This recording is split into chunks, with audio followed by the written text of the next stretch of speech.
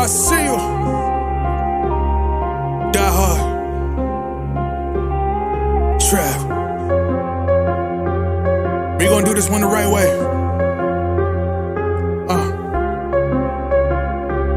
We in here forever.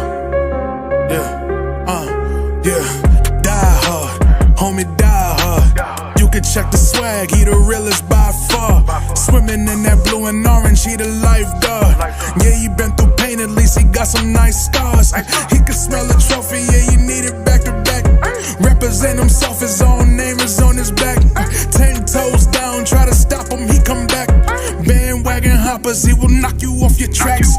You ain't saying nothing, Nero been here from the start. He been working in the lab to take his team and make it art. See him going over film to help him build and make him smart. He will tell you how he feels because he's real and he got heart. He will never fade away, he will never change his face. Everybody picking faves, and he's feeling out of place. Cause he is for the team, man, he always rep the squad.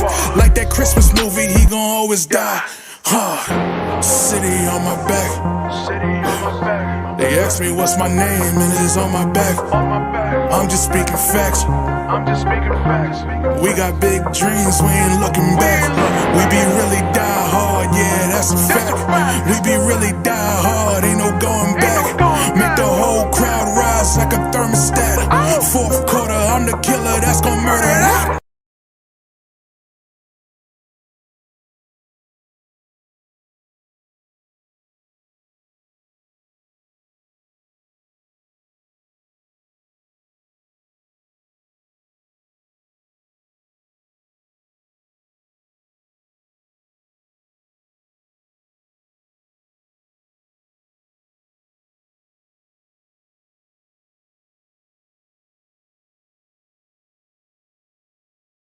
Peace, stars. What's good, man? It's your boy Ebru. Yeah, man. A little delay just now because my wife just brought me ice cream. Nobody asked for that. Nobody asked for ice cream. My wife just brought ice cream here, so let me get these lights and stuff on. Looking a little cryptic here, but let's get some lights up in this thing. There you go. Studio lights is on. Watching some NBA TV. Yeah, man. So it's raining, so that kind of killed whatever plans that we have for the evening. You know what I'm saying? So might as well just come home and enjoy the rest of the night, man. So what's up, guys? Seems like it's a nice, good game here. Same arena, here in Vegas. We're playing against Brooklyn. Today's a little bit more sharper play for some players, so that's something that's interesting to see. Yeah, man. So, hope everybody's having a good day today. Today I actually went to a Comic-Con if anybody wanted to know what the hell I was doing today. I went to Eternal Con, which is at Hofstra. For those that are familiar with that. I was in Hofstra today. If anybody was out there, if you saw me, you know what I'm saying, that you already know what the vibes are with that. A lot of Funko Pops. Got to see some guys from Star Trek, some guys from The Boys. We was waiting for Opie to pop up. Opie from Sons of Anarchy. But he didn't show up until we left. I think one of the Power Rangers were there. It's pretty cool, man. A couple other people too, I can't really some of the matter of fact, all the voice, not all the voices, because some of them passed away, but some of the voices from Thundercats were there also. So that was pretty cool to meet those people. But nice event. We try to go every year. Yeah, man. So next year I want to go to Vegas next year, man. Hopefully the Knicks give us something worthwhile next year, because all these young guys with Jalen, outside of this kid Jalen Martin, who else is out there that we really care about out there as far as summer league guys? All these guys are going to be veterans. Daquan Jeffries won't be there. There goes right on cue. This guy Jalen Martin with a nice open 3-point shot. He hit you with the 3 to the dome too, which I like. You know what I'm saying? I was a little bit harsh on the kid the last game, but not really harsh, but just for the simple fact that this stage is not for everybody. You know what I'm saying? Like just now, a guy just pushed him to the floor. The referees are not calling stuff. They're not running plays. Guys are going crazy. Guys are chucking. Guys are, this is not playing really good basketball right now. So it's frustrating to find your footing. Shout out to this guy Isaiah Roby, Dice, whatever his name is, our coach for the summer league. He gave us a little insight into Roby that he hasn't played yet. So this is the first time him playing basketball with the summer league. So he's getting himself back into shape because I think he was injured or something like that. So that's interesting to know, because the last game he did look like he was injured. He did look like he was like a step slow or whatever, man. So in this one here, man, a couple more nice little moves. pro level moves. Like just now they just showed a nice little highlight of him making a move, going between the legs, driving, stopping, faking. But still having the frame of mind to still get the shot up and get a pro level shot up. You know, um, Professionals can shoot the ball, man.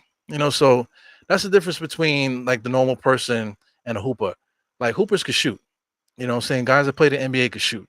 As far as being in shape, they're also in top shape too. So it's very hard to beat somebody that's not tired and they can shoot over the top of you every single time. What I'm saying? It's very rough. Especially when once you have that going, then the drive game is going to be easy. And then if you're talking about running plays and all that type of stuff, that becomes frustrating to somebody that doesn't really know how to play basketball. So that's what I think Jalen Martin was going through in that first game. This one, he seems a little bit more smoother, a little bit more confident. He see the vibe. He sees the vibe. I'm talking about Jalen Martin. He sees the vibe out there. So I think he found his little stroke. So I'm gonna get into the box score stuff, because I'm really kind of just glancing. I was just trying to set up because I literally just walked in the crib. You know how I do, guys. So far, let me just read up some scores while the first quarter just ended. We got not Chris, Charlie Brown out there with 6 minutes. He's one of my favorite players out there. 2 points. He got 2 rebounds, 2 turnovers, no personal fouls. So they're trying to spread the minutes today. Isaiah Roby also has 7 minutes. He's out there with 6 points, 2 assists, 3 rebounds. So this is more like it, today. Michael Foster Jr. still not really doing too much. He got 2 rebounds. He got a turnover. No points again today. Jalen Martin scoring a little bit more earlier on, 5 points. He got 2 assists, 2 rebounds. So he missed 2 free throws. The last game he made a bunch of free throws. I think he had like 7 free throws, something like that.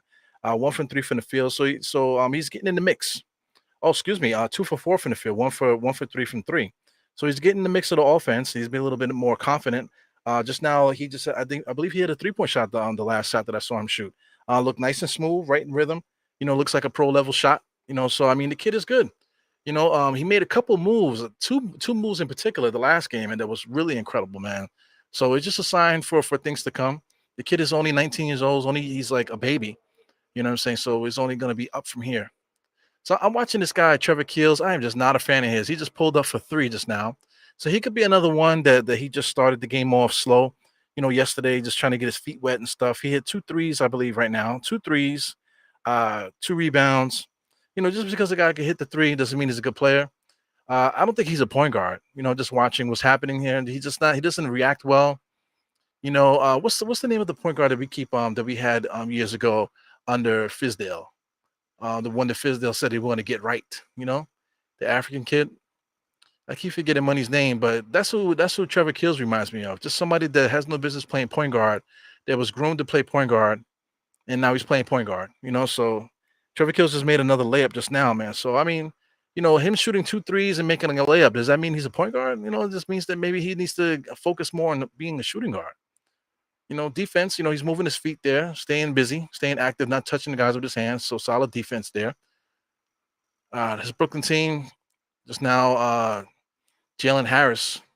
I'm not a fan of that guy. I'm a little upset that they allow him to wear the number 14, which is a sacred number to me, but outside of Anthony Mason, we had a couple other guys that wore that number that probably weren't really necessarily worthy of it. You're not going to what do you call it? Retire Anthony Mason's number. But at the same time, you got to be like, listen, man, if you're going to take this number, you got to, you have to make the team, or at least, you know what I'm saying? You can't just be some bum, I mean, you can't do that, I guess, right? This is me talking. But we're going to get into some play-by-play in a second, man. We got Scap, number 29. That's the center over there, European player. He just got some nice post-up play there, turn around, jump shot in the paint. No good. Nets players are smacking each other around there. Got number 0, just kicks that over to number 14 to the other guy in the corner. He gets a no bounce. Mr. 29, I call him Scap. He just boxed out pretty good, got the nice rebound.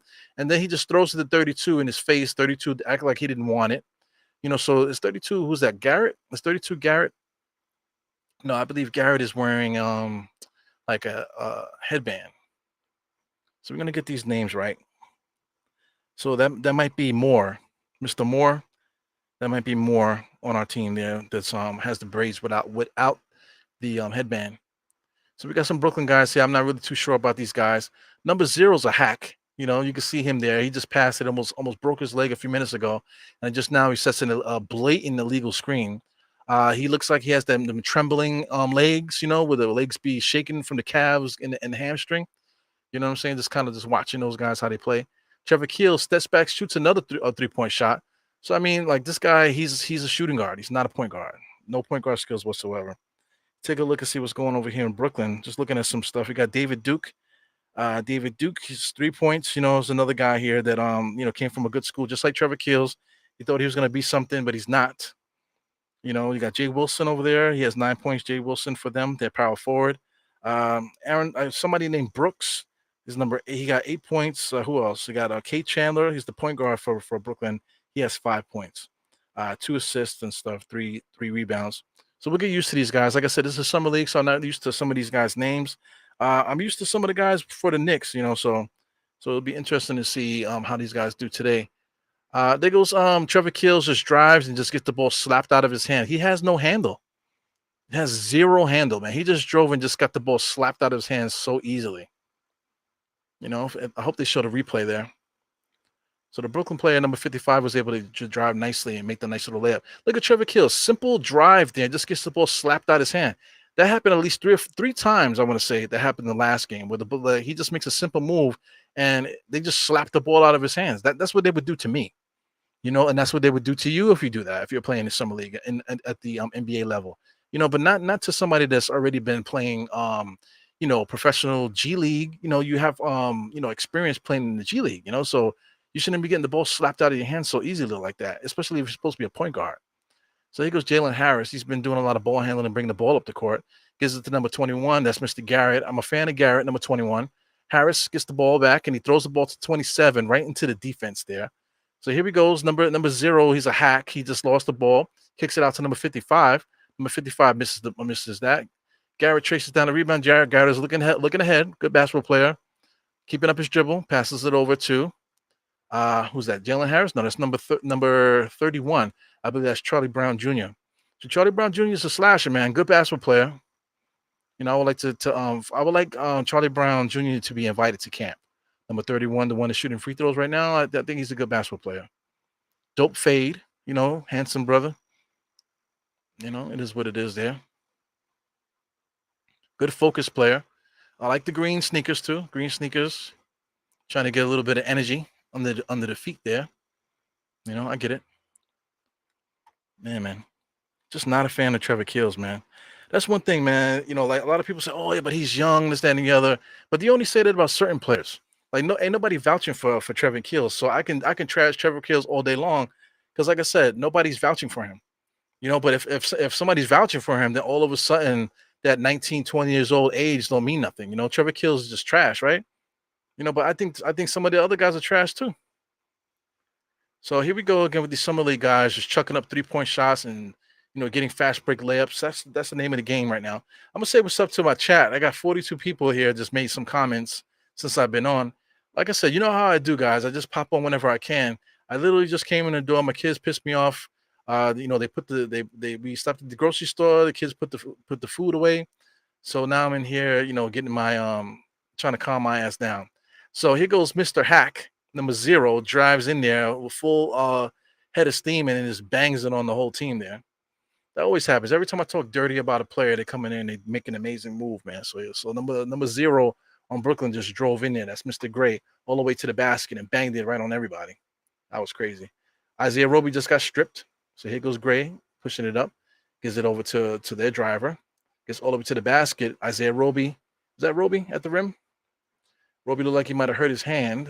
I believe that's Roby. Roby blocked him at the rim. So what are they calling? Goaltending or out of bounds? Trying to see what's going on here. Look at number 0, full head of steam, just drives right in there. Looks like a lot like Draymond Green. Body-wise. Looks a lot like Draymond Green. So we're getting a timeout. So let's take a look at this chat. What's good, chat? What's going on, guys, man? Like I said, you know how I do. Everything is last minute with me, man. But I love to do this podcast stuff, so I'm gonna do it. And thank God you guys always coming out to hang out with me. So we got Mr. Jarrell, man. Haven't seen Jarrell in a minute. Haven't heard Jarrell's voice in some time, man. So got to get up with him. Got Geraldine, as always. Wonder Woman is here. Julius Caesar's here. What's good, my man? What else? You guys doing your pleasantries, saying what up to each other. Mr. Pudge is in the place. Hopefully, hopefully we'll have that Dallas pick and our own next year. Yeah, hopefully so. It's not so important, but I mean, like I was saying earlier on in the pod when I first came on, that it would be nice to have some picks. That way we can have something to talk about here when we get to the summer league. Because like I said, our own young guys, nobody's worth coming back except Jalen Martin. There's nobody else that's going to come back. I don't think this kid's Obi Toppin's brother, what's his Jacob Toppin. I don't think he's gonna come back to the team. I don't think he's gonna play for G League. He might, but it because he was signed to a two-way contract. Now all of a sudden he's signed to an Exhibit C contract, which is basically a summer league contract, and then he doesn't play in summer league. You know what I'm saying? So something's going on with that. I don't know if he's going to be invited to camp or whatever, but it could be some petty shit happening with that. But who cares, man? I mean, this is the NBA.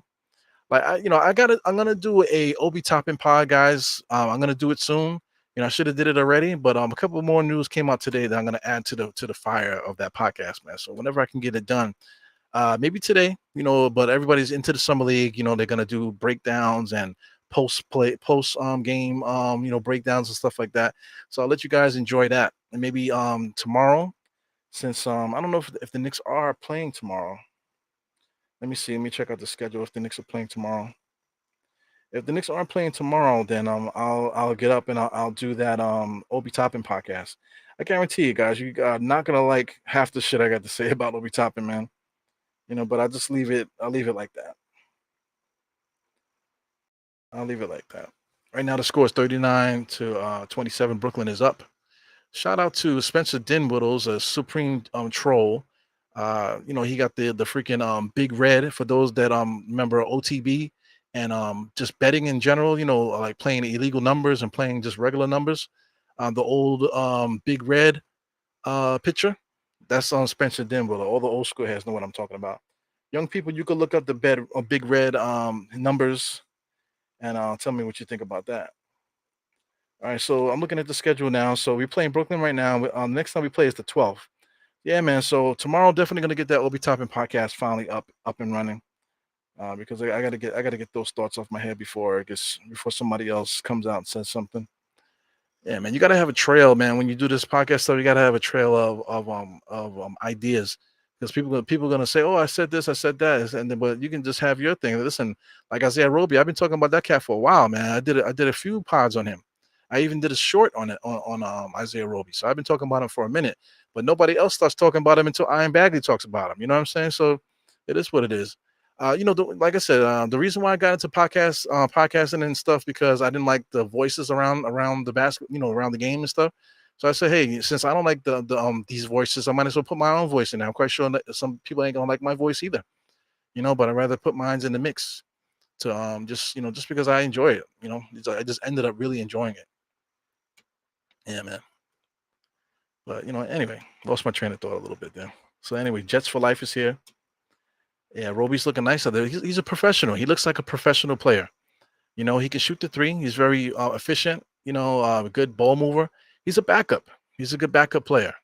With a little bit of upside to be something a little bit more than that. But he's a backup player. Very good. Number 18. Inbounds play here. Gives it to Garrett. I really like this kid Garrett. That's number 21. He's dribbling the ball now.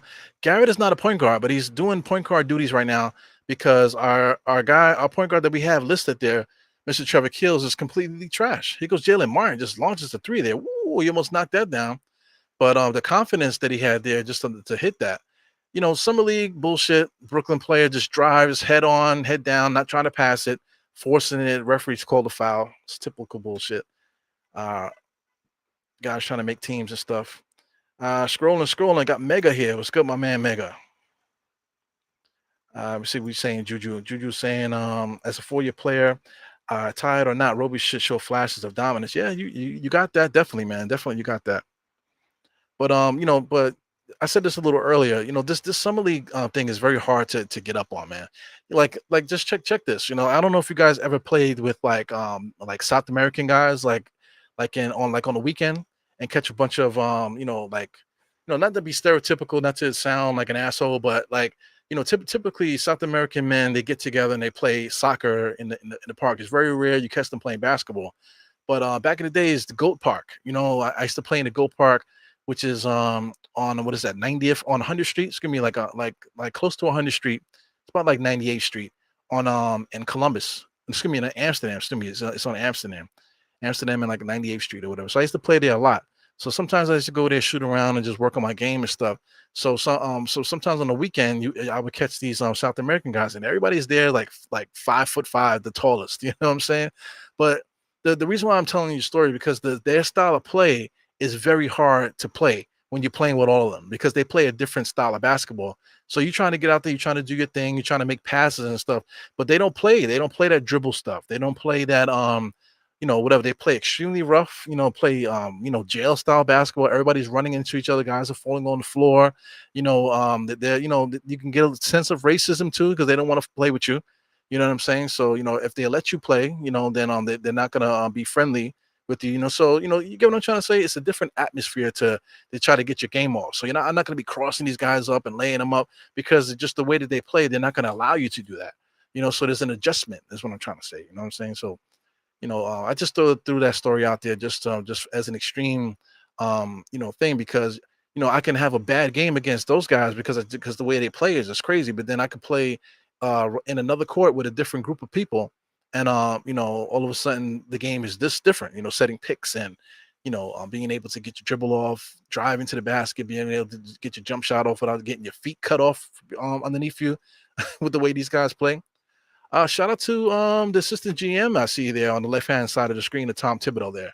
I think that's like the first time I've seen him, on camera. The first time I've seen him on camera since they hired him. So I mean, what's the Knicks assistant GM, Knicks assistant GM, New York Knicks assistant GM. What's my man's name? Walter Perrin. That's the first time I see Walter Perrin on TV in years since they hired him. He's literally sitting there with some hoochie daddy shorts on his phone, sitting right next to Tom Thibodeau. So that's interesting. You know. Anyway, I always get sidetracked with my stories and stuff, but let's keep it moving. I just want to make sure I say what up to everybody. Getting into some conversations. We got the young gunner here, Mr. Almighty Finesse. Was good? Yes, man. Moody Eye, Emmanuel Moody Eye. That's what Trevor Kills reminds me of. But I would rather have Emmanuel Moody Eye right now than Trevor Kills within the organization. You know what I'm saying? Moody Eye. Shout out to Juju too, Julu. Yeah, man. Moody Eye. Moody Eye is out the league, man. I don't even think Moody Eye is 30 yet. And he's already out the league. It's kind of sucks because I mean he still could play. He still can, could play decent basketball. And he played decent basketball with Utah. So I don't understand why he didn't make another team out there. That's weird, man. Yeah, so maybe Kills is more of a two. Definitely, he definitely should not be playing point guard because he's out there getting stripped too easily out there. Every time he makes a move to the basket, he gets stripped. Almost every single time. Yeah, Daquan, no Daquan today. Daquan should never play G League or summer league basketball ever again. He's too good. He's too good. And I feel bad for him because he is wasting his time in the New York organization right now. Right now we have too many players that are above him, and they should be above him. According to the pecking order and stuff. But listen, I mean, that guy is good enough. Like if we made a trade, let's say if we traded IQ, right? Which is gonna sound blasphemous. If we trade IQ, I got it on paper already that we're gonna trade IQ, Fournier, RJ, and Mitch. Man, I just don't want those guys on the roster anymore. But if we traded those four guys, and then to get like one good player and maybe sign another player, we can promote Daquan Jeffries up into the main roster. And possibly have him out there as a spot rotational player when somebody gets hurt, and then we'll be fine. That's how much confidence I have in Daquan Jeffries, man. So I think Daquan Jeffries is a pretty good basketball player. Yeah, man. As far as this game is going right now, it's back and forth, 42-43. I continue to say what's up to my peoples here. You got Jay Tucker. I think I think so too, man. Yeah, he is fucking Dookie Duke. Speaking of Dookie Duke, David Duke is pretty Dookie also, man. You done fun. Yeah, man.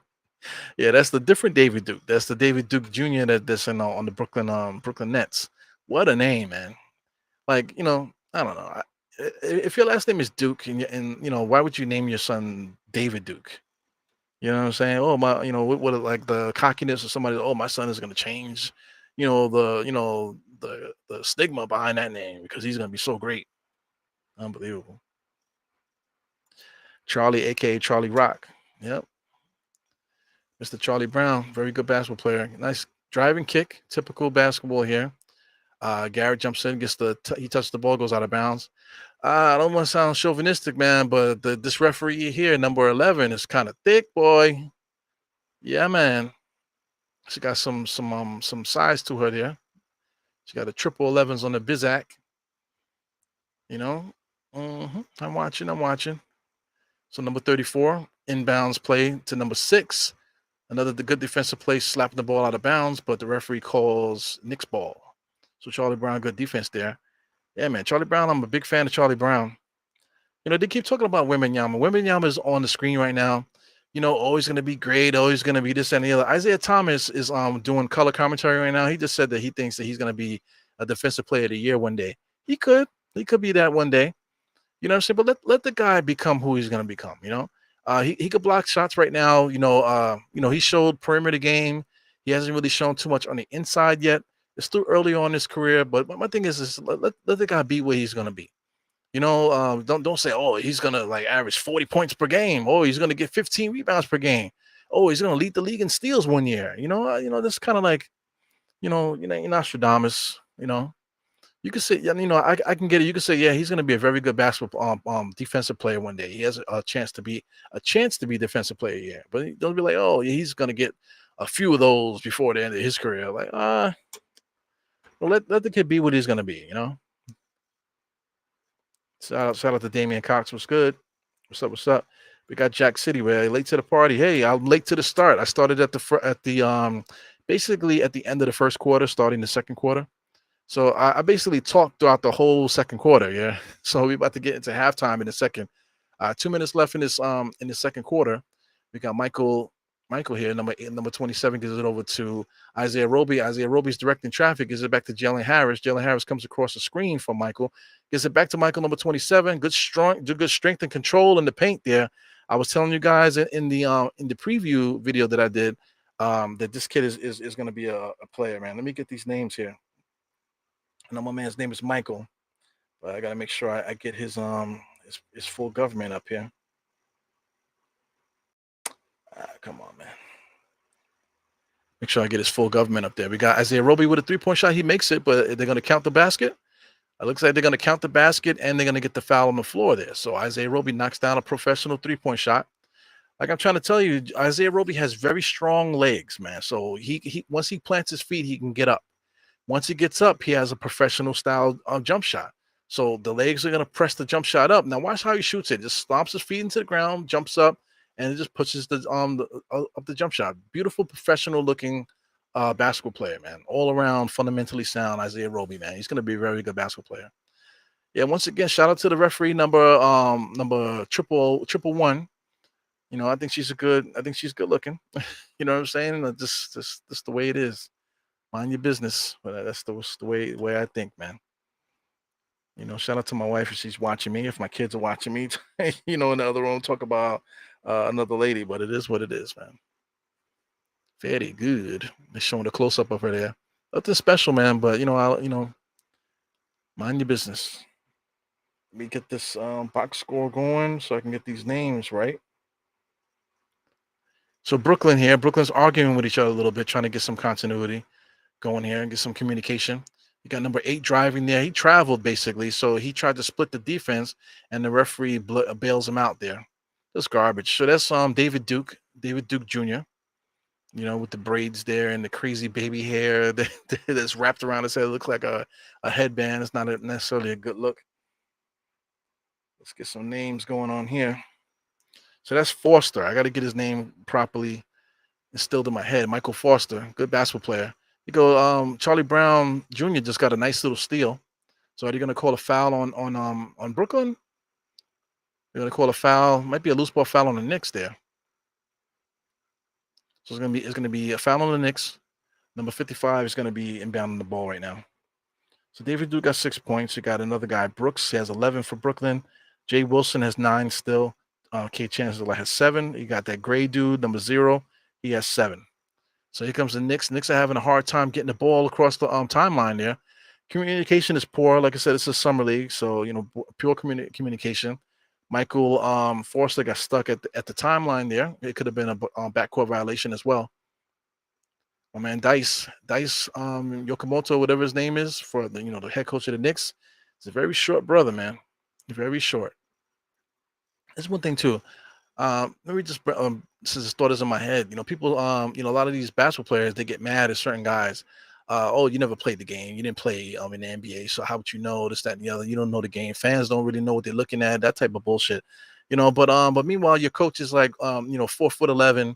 You know what I'm saying? Never played professional basketball. Was sitting in a room, making videotapes, for as an intern, just like only like a couple years ago. You know what I'm saying? Now he's your head coach in summer league. So listen, man, anybody could talk the game and just know the game of basketball. You don't have to actually play the game, on a professional level to have a professional level understanding of basketball. You know what I'm saying? Shout out to these refs. This young lady, she's number 111. They keep showing her. She's not an NBA player. She never played in the NBA. I don't know why they keep showing her. Is she a WNBA player? But it doesn't matter. She's still good enough to be a ref in the professional levels. You know what I'm saying? So she doesn't need to play the game in order to understand the game, to ref the game. You get what I'm trying to say? So all that conversation about whether you never played the game or these fans don't know, like whatever, man, just play the game with your bum ass. You know what I'm saying? Just play the game. Just play the game. Number 22 gives it an inbound pass to 34 in Brooklyn, pushing the ball up on the left-hand side all the way to the basket. Not going to look to pass. He loses it. Does it go out of bounds? Or are they going to call a foul? It's a tough game to call here. So looks like it's just going to be out of bounds there. Tipped off the Knicks. No foul. Inbounds on the baseline. So number 34, like I said, he drives in. He just lost the ball. So it ended up being off on Jalen Harris. So another three-point shot being launched by Brooklyn. Guys are just trying to chuck in, trying to get their points. Right now, Isaiah Roby is the high scorer with 12. So Isaiah Roby's another guy. He's probably going to end up with probably close to 20, before the game is over. So he's probably another guy that we probably shouldn't really see too much more of, because he's probably going to end up being our backup power forward. So him scoring 20 points in summer league, what is that doing for us right now? Dice did say he needs to get into ball shape. So this is a good place for that. But summer league for a player like that is just cardio, really. So you would hate for somebody to ruin an opportunity playing summer league, when he doesn't have to.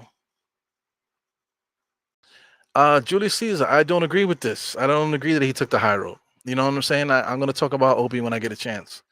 But, I don't believe he took the high road. I'll just leave it like that. So shout out to East Blue Drew. Why everyone's so timid? Who picked these guys? Why everyone we got so timid? I don't think everyone's timid. I don't think everybody's timid.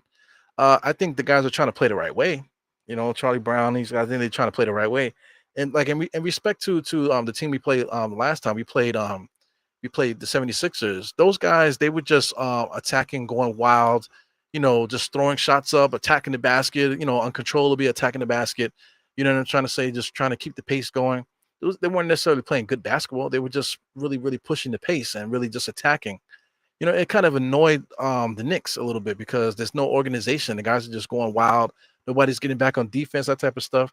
But you can't expect that to happen in summer league. So those I think there's a lot of frustration in that first game. This game is a little bit different because it's a little bit more understanding on the team side of things as far as defense and stuff. The Brooklyn guys right now, they're not playing really particularly well because they're just chucking. Everybody that gets the ball is just trying to score every single time. And the Knicks are having their problems getting the ball up the court. Which is weird. Because they do have a point guard on the roster that they haven't played yet. So I don't understand why they haven't played him. Shout out to Michael Foster, good post up move there. I love it. He missed a point blank layup. Number 27 gives it over to 19. 19 gives it back to David Duke. And looks like the Nets are going to call a timeout. So we got some timeout basketball going on here with 13 seconds left. Why are we calling timeout with 13 seconds left? You know what I'm saying? So, it is what it is. More continuation for what East Blue Drew was saying. Everyone we got looks scared. Everyone we got looks scared. Every team I've watched has fire in them except us. I get it, man. But the Knicks then don't have a draft pick, so there's not really any young guys that's really out there trying to make a name. There's mostly guys that are professional guys So they're looking to play in an offense, really. This is not the style of play for them where you just going in there just chucking playing street ball. That's exactly what it is. Yeah, that was Walter Perrin from earlier. Yeah, so just back, it's just like a street ball style of game. This is like I don't know if you noticed the style of play is very different than say a G League, very different from just the regular season. This is not regular season ball. These guys are not running plays. They just playing pickup. This is basically a pickup game. So sometimes in a pickup game, like you get caught out there, just looking around and just not, just being frustrated by the way the game is being played. It just sucks. So it takes time to get that together. Uh, Guys like Jeffries, Daquan Jeffries is not going to be phased by that because he's a guy that knows how to play. Definitely, man. Salute to you, man. Thank you for your contribution. I'm going to keep an eye on the chat, as time goes on here. So I'm missing 48 pieces of chat here. Got to make sure I get some of these comments here. Yeah. So Julu, man. I don't want IQ on the roster. It's not that. It's just that we just have so many guards. But my thing is, it's not that I don't want IQ on the roster. It's just that I think that we have guys on the roster right now that can fill in a backup two spot. Like right now, Dante DiVincenzo and Josh Hart can handle the backup duties off the bench at the guard spot right now. You know what I'm saying? And that's a fact right there. IQ is really unnecessary because we got Deuce McBride too. So Deuce McBride could be that third string point guard still for us. And like I said, Dante DiVincenzo could be our point guard, and Josh Hart is the shooting guard. So I mean, it's nothing. It's nothing more I can say about that. Those guys are legit backups at the those positions. So we'll be solid with that. So I think the Knicks would do well, trying to upgrade the other positions. Like we need more consistency in the starting lineup. Like Julius Randle gets 25, 10, and 4. A lot of people think that those stacks suck. But at the same time, coming behind him, Obi Toppin, even though he was only playing a certain amount of minutes, he wasn't going to give you 25, 10, and 4. And people are going to say, oh, but he didn't get the minutes. So how do you know? Yeah, but he didn't get the minutes. So how do you know? You know what I'm trying to say? I hate that. It's an argument that drives me crazy, man. But it's like it's like nothing personal. Like we need to get better as a team. Right now, we got an all world power forward on our squad. You know what I'm saying? So leave it at that. Julius Randle's not perfect, but he does a lot of things really well. You know what I'm saying? So I mean, RJ Barrett. Everybody wants RJ Barrett to be somebody that he's never been yet. 19 points per game is good. He got 20 last year, 19 this year. He is what he is. He's a volume scorer. He's he's very confident. I give him that. Very confident. Very inconsistent basketball player, man. So I mean, you can't really rely on RJ. You want RJ to do something, but wanting and him actually doing stuff is a different story. Him entering his 5th year, is he finally going to become that guy that we saw in the playoffs consistently? I don't know, because that last game of the playoffs just brought you back to earth for how trash RJ Barrett can be at times. The first two games that he played and the last game that he played, it's some of the most trash basketball that you'll ever see. So that's frustrating, man. So I mean, I think we can get something that we need. We need somebody that can shoot a fucking 3-point shot, consistently, and let that be part of his game. That's something that we wish that he would do. Just get somebody that can do that, and that's part of his game. Spot up 3-point shooting. Somebody that can play defense really hard, get some steals, get out there and finish on that rim. You know what I'm saying? OG Anunoby, that's who should be the starting 3 for us. We need to go get him. Trading RJ back to Toronto, that's a good look for them. It takes 2 to tango, but that's what I'm thinking. If you want a guy to play defense and guard the best player on the other team and shoot the 3 and and be like a 3-and-D kind of guy for you, then it's OG. It's not RJ. RJ is not that guy. RJ might be a power forward at this point of his career, man. He might be a power forward. So at certain points, people thought that he was going to be a shooting guard. I thought he was going to be a point guard at some points. You know what I'm saying? He's neither. I think RJ is more like a tweener, man. I don't know.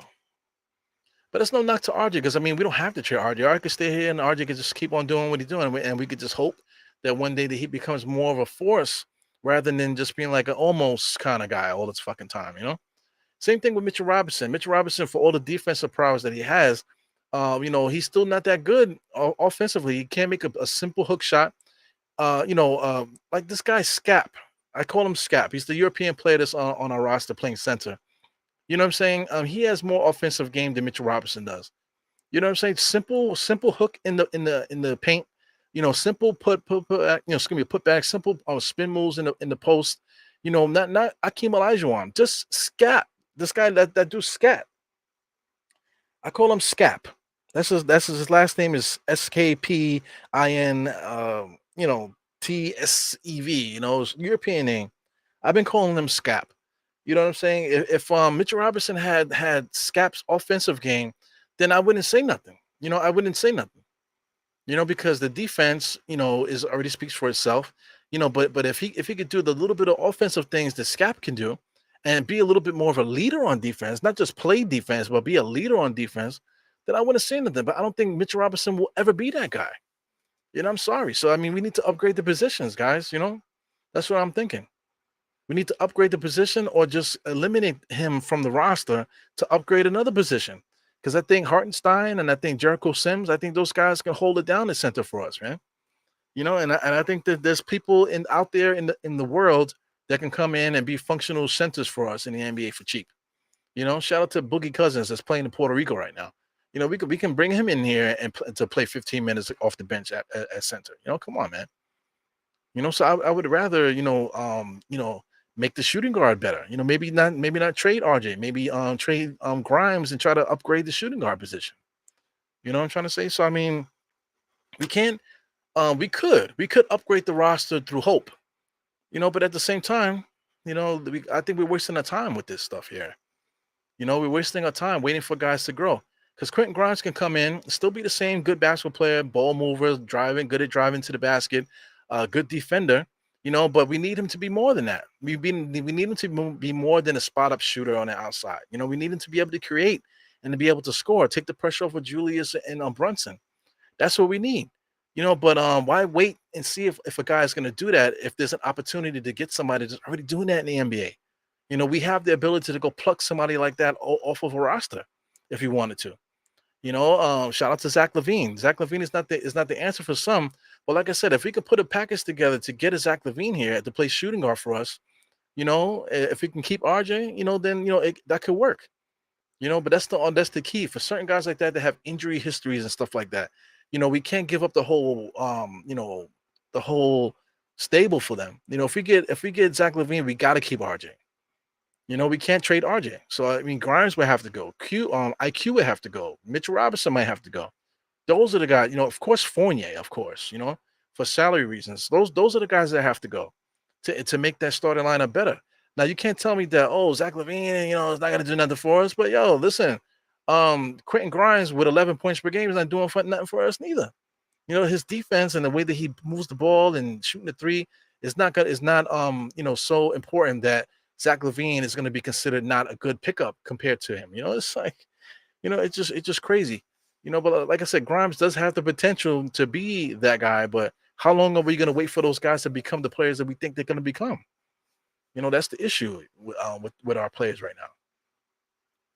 now. So, why cry about this guy? He's not playing well when we can get somebody in here right now via trade.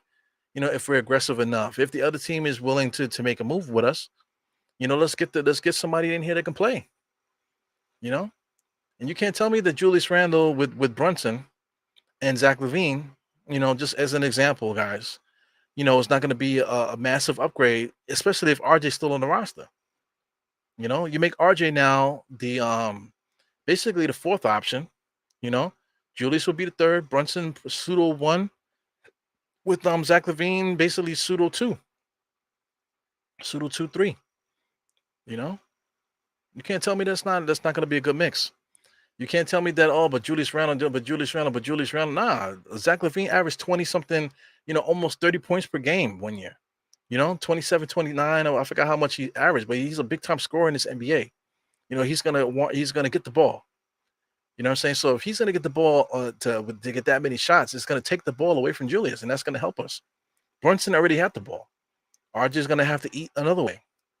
I think that works. I definitely think that works. So anyway, this is the way I'm thinking. It is, like I said, it doesn't have to be Zach LaVine. It could be another player. Like I said, we can go after OG. Go after OG. Anunoby. If we do that. If we go after OG, maybe we can go after a different player at the small forward at the shooting guard spot. It depends on how we feel. But if there's a way to upgrade our positions, we need to do it. You know? Yeah, man. So let me catch up with these comments. I'm just gonna bring it all the way to now because I'm like way behind on the comments.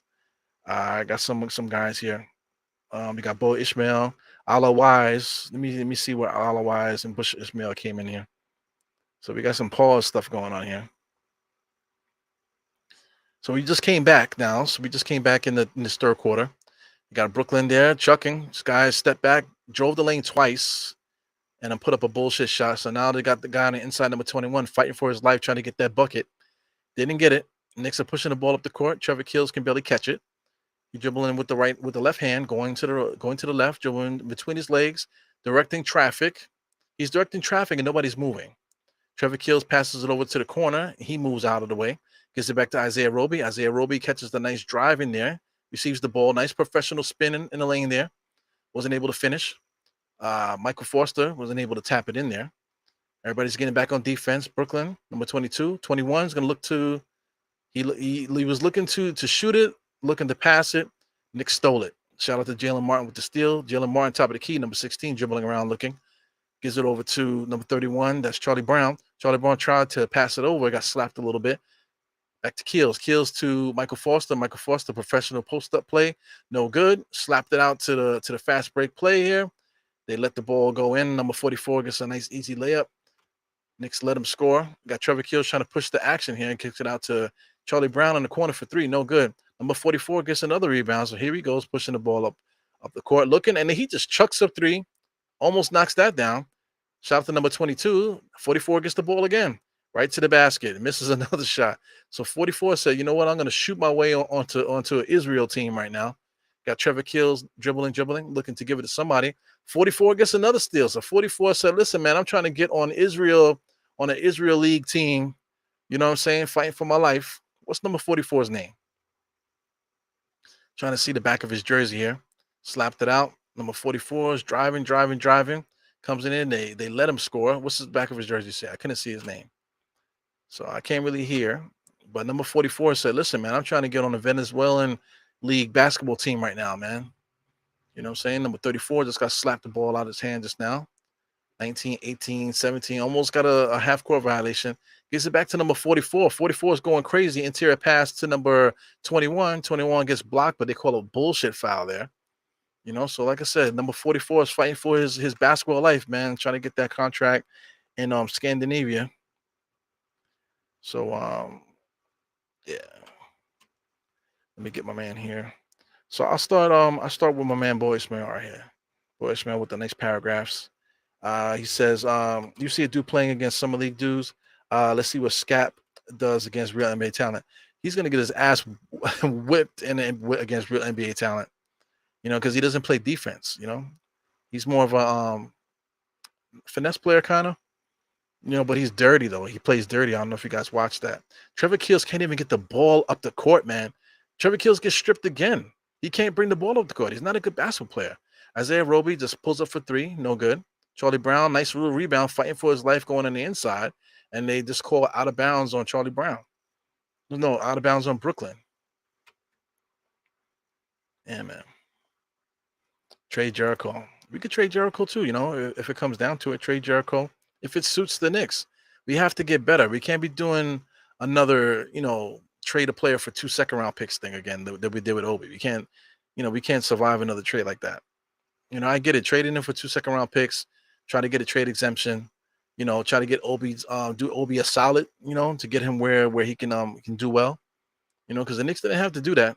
You know, they traded him to Indiana, you know, to try to give him an opportunity to play because he wants more minutes, and the Knicks accommodated him. You know, that's something that's missing from the conversation too. The Knicks did him a solid. Michael Foster with a nice little post-up move there, wasn't able to finish though. Isaiah Roby's getting banged around in there with like 3 players around him. So here we go. Another Brooklyn player just driving in there. Number 6 drove in. Now he went back out. Now he's driving in again, trying to get that contract in Puerto Rico. Yeah, all those European players been playing from that age though, Pudge. You know, That's something that's missing from the NBA game. That's why we got the overtime elites and stuff like that of the world, because they're trying to bring opportunities for kids to play professional for a little while longer. Overtime elite, it's a good thing, but it's still an AAU system. They need to play more organized basketball at that level. Get the coaches up. Get the coaches up. I just got this ice cream here, man. I'm just letting it waste here. It's almost like a milkshake. Yeah, man. Yeah, so I mean, the overtime elites, they would help out a lot if they had like real coaches, real NBA style, level coaches where they're playing, you know, organized basketball, not just summer league style basketball, with like the coaches just yelling at you to play hard when no play is being called. Shout out to Michael Forster trying to make a cross court pass with Jalen Martin, no good. Here goes Brooklyn with the alley oop. They got number 30, 34 to 21. So 21 is Clowney. So some of these guys' names that are familiar to me, from the draft, from playing college and stuff. Got Jalen Martin playing point guard now because Trevor Kills can't dribble. Trevor Kills got taken out the game. That's how bad that he's playing point guard right now for our Knicks. He's supposed to be our starting point guard, and Dice took him out the game. Like I said, we do have a point guard, but we haven't played him yet. I want to bet that the higher ups are like, listen, don't put this kid in the game because he's gonna make Trevor Kills look bad. And I'm talking about Peterson. Peterson is QJ Peterson, or whatever his name is there. I believe it's Peterson. That's the point guard that I'm talking about. He's 6-foot point guard, could score. I'm quite sure that the brass is saying, listen, don't put that kid in because they ain't put him in yet. They're trying to let Trevor Kills get off. You know what I'm saying? To show what he can do. He's really playing horrible in the summer league right now. Like I said, he has experience in the G League, getting minutes and stuff like that, getting stats. But for some reason, I'm not playing well. I'm saying a lot. He goes out of wise. He's piggybacking on the Zach LaVine stuff. Zach is not a pluck. It's not a pluck, my boy.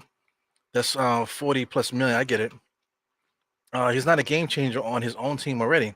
Yeah, but I mean that's something that needs to be talked about too. Was Bradley Beal a game changer on his team? Think about that.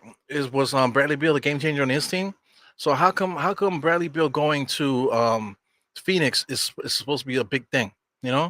Shout out to Kristaps. Kristaps played with Bradley Beal on the same team. So Kristaps going to Boston, how is that making Boston a great team?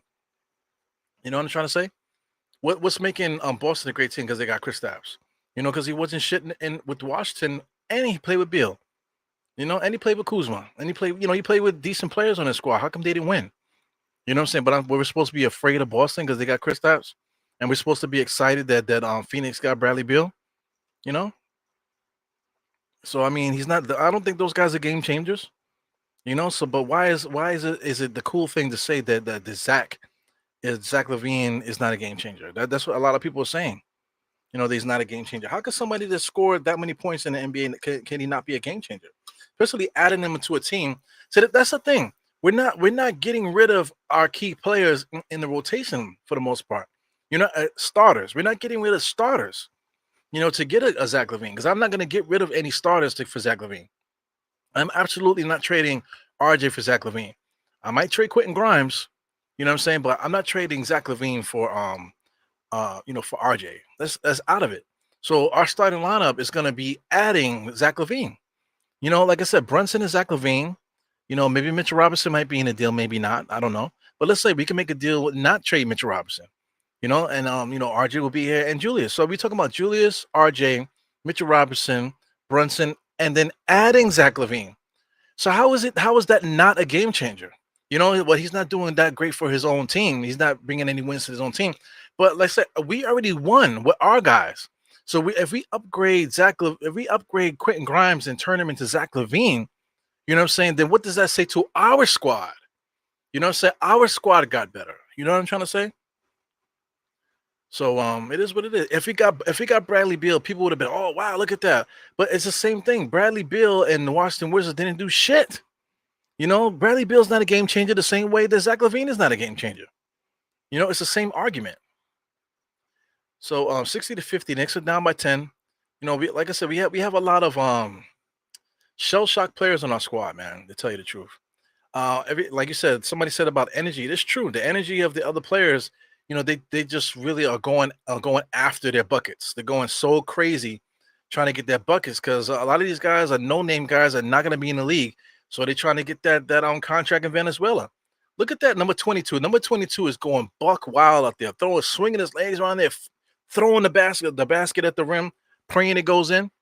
You know what I'm saying? He just made a bucket just now, and he literally just threw it up there as hard as he could as he was falling down. Here goes Michael Foster, one shot layup, and he knocks that down. So Charlie Brown just got a steal there. They're gonna call, they're gonna say that it wasn't a proper inbounds, calling some substitutions and stuff like that. 62-52.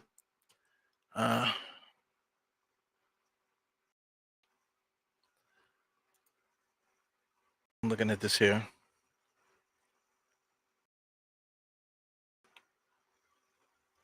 Zach is an op. Just trying to see what you guys are saying, man. Listen, I just don't get it, man. Are we gonna do that right now? Are we gonna do that right now? Listen, are we gonna do this right now? Zach LaVine basketball reference. Are we doing this right now? Zach LaVine basketball reference, guys. Are we doing this right now? I just got to pull it up, okay? Pull it up. For his career, we could just do career numbers just for shits and giggles, right? Career 65% from the field for his career. From the field for his career. 38% from three for his career. 51% from 2-point range for his career. 83% from the free throw line for his career. 4 rebounds per game for his career. 3.9 rebounds per game, for his career. Point wise, come on, man, get over. Because they got the stupid ass video trying to come up. Ay. So I can't get it over, but he's basically averaging 20 points per game. There it goes. 20.5 points per game for his career. As a Chicago Bull, like I said, we got to do it, man. We got to do it. As a Chicago Bull, he's been averaging 24.5 points per game with all those same statistical numbers that I mentioned. 24 points per game since he's been with the Chicago Bulls. And in that first year, he averaged 16. So take that out. Let's start from here. If you erase the 16, it goes up to 25. 25 points per game he's averaged in Chicago, man, over the last couple of years. It topped off at 27. I did say 29, but it was 27. It topped off at 27. 24 the last two years. So listen, the guy's been averaging 25 points per game over the last 1, 2, 3, 4, 5 seasons, man. 5 seasons he's been averaging 25 points per game. How is he not a game changer? Now we're talking about Zach LaVine is making Eru Kool-Aid. I don't get it, man. You're gonna tell me that a guy that's been doing this for his entire career, great numbers all across the board, is not somebody that's gonna help our roster, or that he's not that good. He's trash. You know what I'm saying? But then we're gonna talk about a kid like the Zach Quentin Grimes averaged 11 points last year, but he's gonna be a bigger impact than Zach LaVine would be. He's not gonna make us better. I don't understand how that could be argued, man. If you think that Quentin Grimes can be 25 points per game, he could possibly be that. I don't know. I don't know if he could or not. This thing is like all liquid now. Let me get all this cookies out of here. But yo, I don't know, man. I don't know what to say. Let's get back to the game. 69-52. Ugly summer league basketball. It's crazy, man.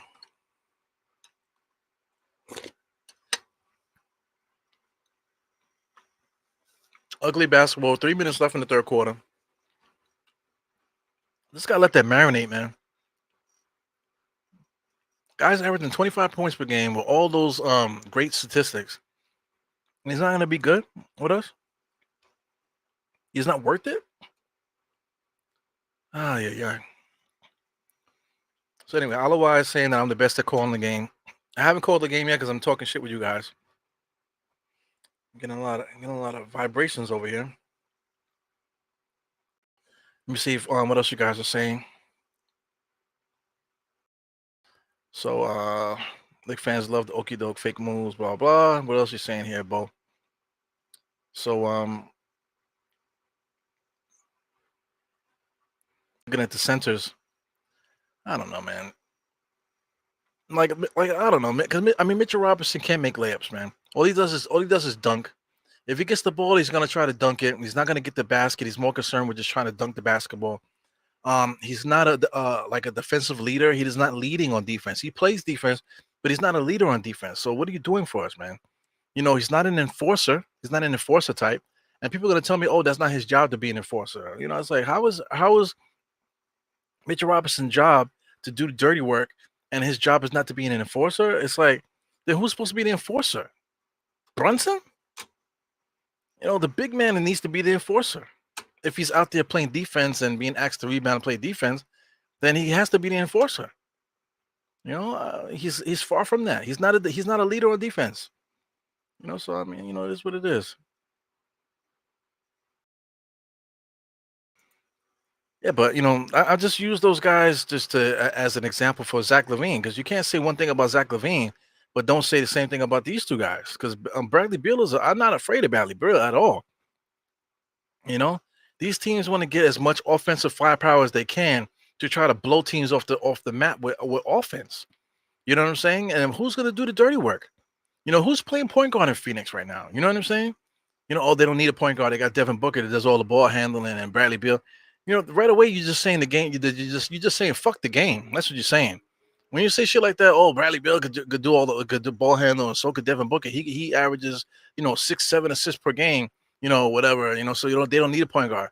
So you're basically saying fuck the game. That's what you're saying. You're basically just saying come out there, just throw as many shots up as you can, and just fuck the game of basketball. That's what you're saying.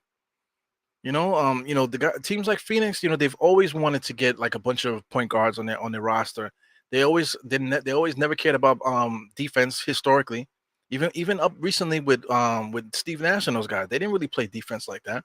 They played good individual defense, but not really a good defensive scheme as a team. You know what I'm trying to say? So that's why they never won. Phoenix, when they had Kevin Johnson and those guys, didn't play defense. Charles Barkley is the only one that was able to get those guys to play defense, because Charles Barkley was basically doing everything when he was over there. MVP player, got all the way to the finals with them. But they couldn't win because they couldn't guard. They couldn't guard for nothing.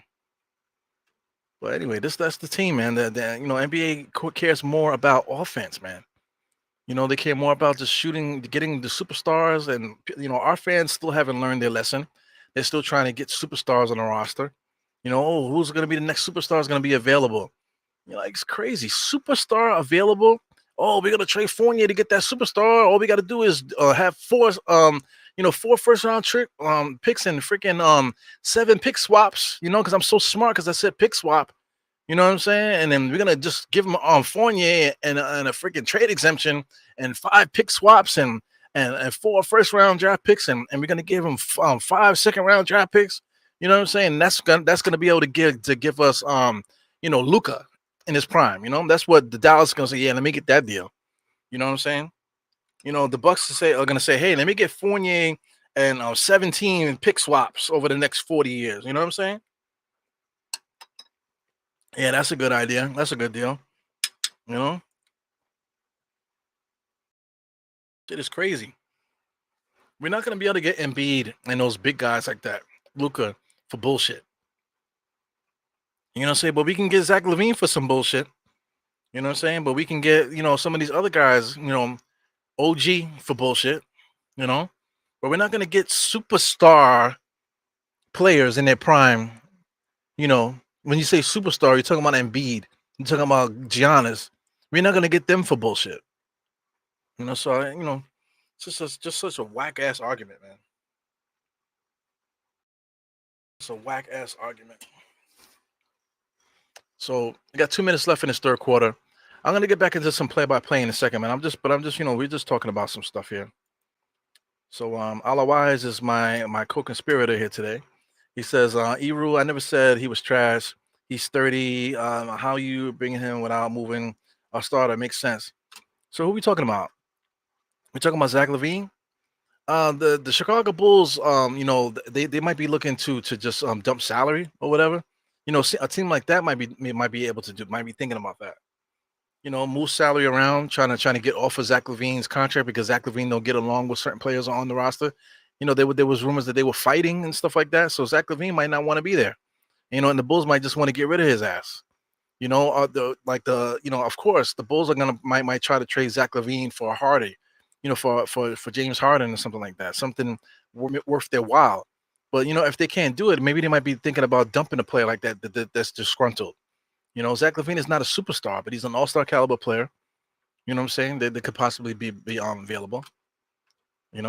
But listen, how are we not trading a starter without getting them? It would have to be Quentin Grimes. I'm not trading RJ for Zach LaVine. I'm saying just for the same things that people don't want Zach LaVine. He has an injury history. You know what I'm saying? So I'm not trading RJ Barrett for Zach LaVine. You know what I'm saying?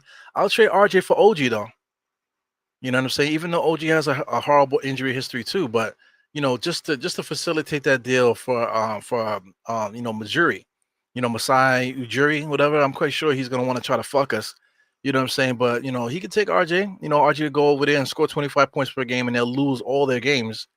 I'm trying to say. But the Knicks will get OG, and we'll get a player that Tom Thibodeau could be able to put in the spot in a better role. More successful role on this team. That's what I think.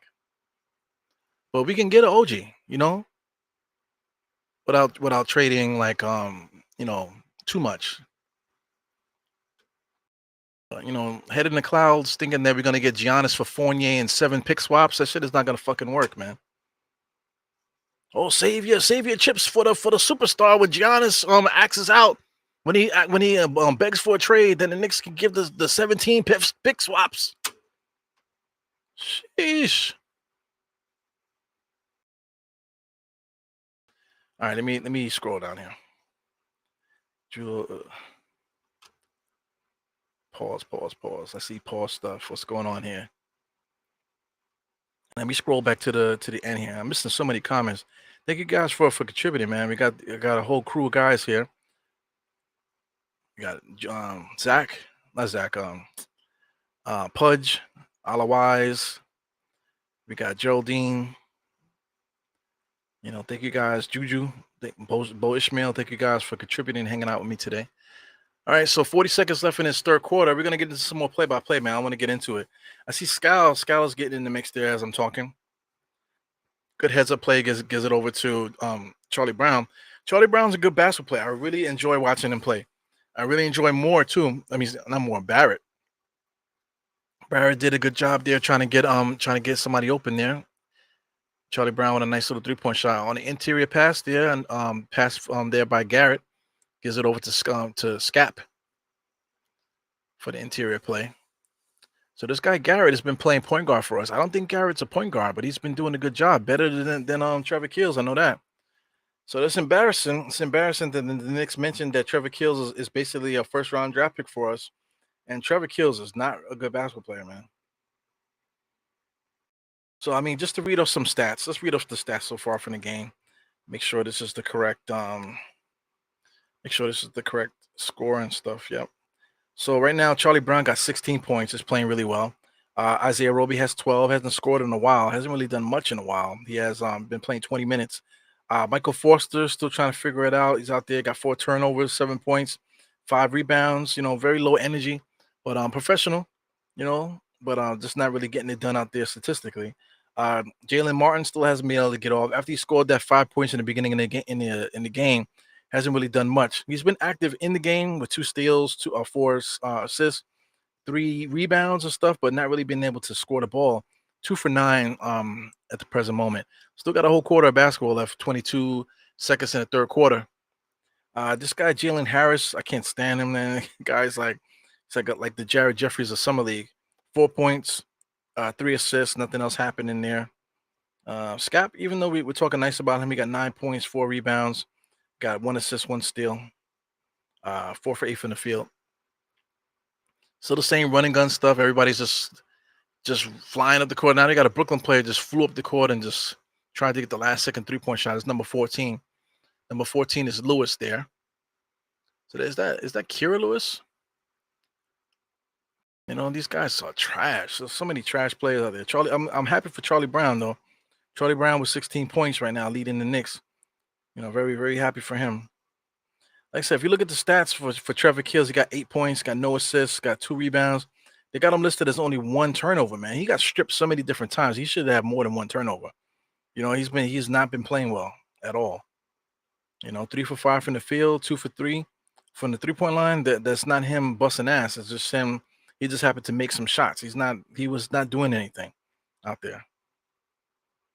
Yeah, so that's it is what it is. So we're entering the fourth quarter. So I'm gonna get into some more play-by-play. Right now, we're in between quarters right now. On the Brooklyn side, we got David Duke with 11, Jay Wilson with 13. You got A. Brooks with 16, Chandler with 11, and then everybody else is just doing whatever. No other stats there. I see Chandler. Kate Chandler got 7 assists with 5 rebounds, so he's filling up the stat sheet. You know, borderline triple double there for him. Jay Wilson got 6 rebounds. You got Clowney got basically five rebounds. On the block tip, there's been a lot of blocks. 1, 2, 3, 4, 5 blocks for Brooklyn. You know, so they've been playing frantic, man. Very frantic pace. You know, summer league style game here. But if the Knicks are thinking about trying to win this game, 73-64. You know, with these 10-minute quarters, I guess they're playing. You know, so a 9-point deficit. You know, are they going to try to win this or what? So I don't know if the game is in progress, or maybe I need to adjust my. Yep, I think I might need to adjust my. I think I might need to adjust this here. Let me see if I can get this. Might have to make this a bit smaller. Adjust the live here for this. All right, bear with me, guys. I gotta see if I can catch up. Catch up to the live here. So I push the live button. So I should be live now. Yeah, so now we're live. I'm back at the 9-minute mark now. So I wasn't live just now. So now I'm live again. So let's get the scoreboard back to where it was. So I'm back live now with 9:03. So I'm queued up with the NBA TV thing here. So we got Brooklyn number 22 at the free throw line. He's gonna look to get this lead back up to 10. Makes the first free throw.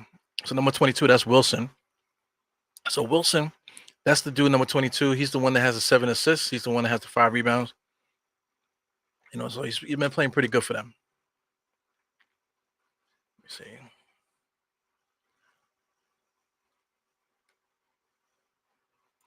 So you're talking about Deuce here, student of Tibbs, yeah. Protect the paint at all costs, and to hell with the perimeter, right? To hell with the transition defense and stuff, as long as you're protecting the paint. Yeah, man, let's get into some play-by-play. I haven't done it in a while. Just talking a lot of shit with you guys.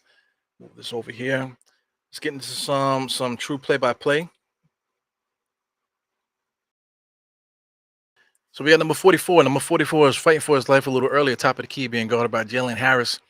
He's not going to try to pass it, man. He gave it over to number 55 because he had to. Number 6 gets it on the left-hand side. That's Kira Lewis, I think, right there. All the way to the inside. No, number 6 is David Duke. David Duke Jr. So David Duke Jr. is just an athlete. Doesn't really seem like he's going to be doing anything for anybody anytime soon. He just got bodied to the ground just now. They're going to call a loose ball foul. He's actually going to get some free throws here. So David Duke is just one of those guys. I'm athletic, but I don't really know how to play. You know what I'm saying? So that's where he is right now. Getting to the basket, forcing his way inside. That style of play is not going to work in the big game, in the big league. He misses a free throw. Little stuff like that, man. You know, how am I going to contribute to the NBA game? You know, I'm missing free throws, you know, when it counts. You know, I'm driving, I'm just falling to the floor because I'm just driving, you know, just based off my own athleticism. I'm just trying to get it up on the rim because we're playing 2K, and he blows 2 free throws. Good basketball players like this guy Garrett. He seems like a good basketball player. He puts the ball in a spot where guys can catch it.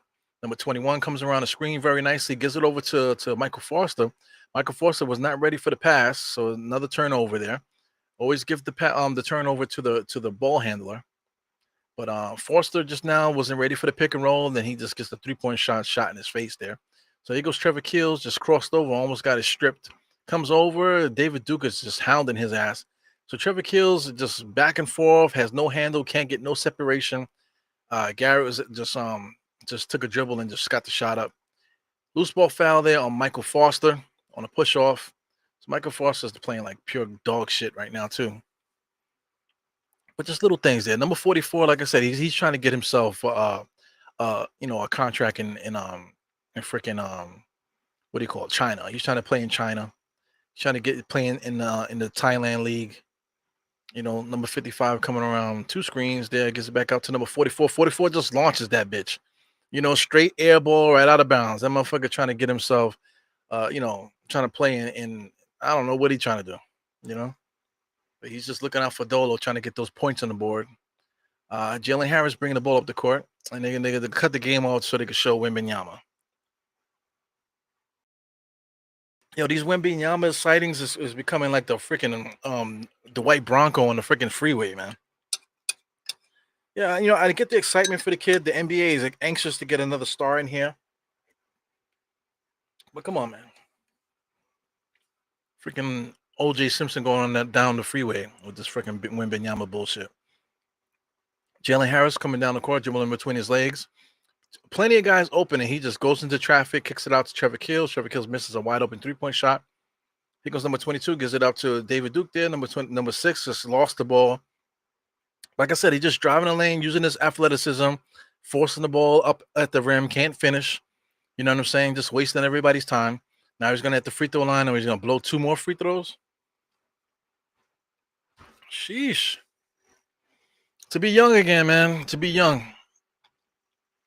When I was younger, I wish I would have had the thought process of like, I could play in Puerto Rico, because I could have played in Puerto Rico at the time if I would have stuck with it, But I was out there doing stupid shit at that age, man. I wasn't even thinking nothing right at that age.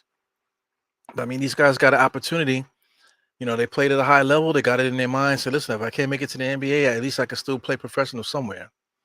When we were younger, those opportunities, they were there, but not everybody was thinking that. Now everybody is. So Jalen Martin just bring the ball across the court there, all the way to the basket. Nice little up and under layup, and he knocks that down. So every once in a while, Jalen Martin shows us a nice little flash. It goes David Duke again, just drives it right cross court pass, almost stolen by Jalen Martin. So Knicks are basically switching everything. Jalen Martin is going to pick up the driver, number 22. David Duke again, top of the key 3-point shot. He misses that, of course. Here goes number 32 there. We haven't seen 32 yet, so I don't know who that is. Keels gives it over to 32. 32 pulls up for 3, no good. So Trevor, number 32, he might be who's this guy? K Moore. So K Moore was the other guy with braids that did not have a headband. So I think that's who that is there. So number 44 is just shooting, just everything. That's Brooks. So on Brooklyn, Mr. Brooks. Mr. Brooks, shooting guard, 24 minutes. He got 21 points. That motherfucker just shooting every single time he gets it, man. He don't give a fuck what happens. Jalen Martin just launches a 3-point shot too. Here comes number 44 running up the court here. Chances are he's not going to push the X button. Here he goes. He did push it. Gives it over to the other guy that's not going to push the X button. Driving, just forcing his way all the way to the basket. Finally gets a layup to go. Those guys are just calling their own number. They're not going to pass the ball. They're looking to get their own shit off. So Jalen Martin is bringing the ball up the court, being the pseudo point guard. Gives it over to Trevor Keels because Trevor Keels can't dribble. So now they're making other people bring the ball up the court because Trevor Keels has no ball handling. Jalen Martin, corner 3-point shot from pass from Keels. So here goes David Duke again, all the way to the basket again. Just style of play. Just keep running to the basket. You know, super out of shape, sweating his ass off. Can barely get off his feet there. Got another layup. So the Knicks are down by 20. So this Knicks summer league team is just as advertised. Everybody said that we were going to get smacked. They're like, who are these people? We're going to get beat every single game. It is what it is. You want to blame Dice K? Let's do it, man. You want to blame Dice? I'm with it. Dice is not doing a good job substituting. I'm just paying attention to that. It's not necessarily important, because we're not running plays and stuff, but just the flow. The flow is no good for the Knicks as far as substitutions and stuff. The focus is not really good. So if you're out there and you're watching the game, standing up like Tom Thibodeau and watching what's happening, and you just don't read. You're not reading what's happening. You're not making any adjustments on the court. It just sounds like Tom Thibodeau to me. You know, They're basically putting your team out there. You told them what to do before the game, and you're not making adjustments during the game. Just sounds a lot like Tom Thibodeau. You can see the fake fans leaving. Listen, man, if I was in Vegas, I would never leave. I guess because I'm older, I'm not out there looking for chicks. I'm out there, to watch basketball, so I'm gonna be there all day. What I'm saying? I'm gonna have my snacks in my pocket. I don't know if they're serving beer and stuff like that, but I'm gonna be in that thing watching all the games. Because that's the type of guy I am. I love basketball. If I'm making a trip out, pilgrimage trip out to Vegas to watch some games, I'm watching all the games. And I don't give a fuck. I'm watching every game. Only time I'm gonna get up if I gotta take a piss or take a shit. That's it. Yeah, that's pretty much it. Japanese Tibbs. He's gonna be one of those guys that I don't need no wife. You know, I just need to be in front of a screen. Looking at a film of games. I need to be coaching. I need to be around the game. That's Dice. You know. But like I said in the last pod, is that like these guys, listen, man, these guys don't want a job. You know what I'm saying? They don't want to have to get a real job. You know what I'm saying? So if your opportunity is there now to be an NBA coach, not necessarily coach the Knicks, but coach somebody at some capacity, you want to make decent money, in the game of basketball, then you're gonna give up your life, and dedicate yourself to the game.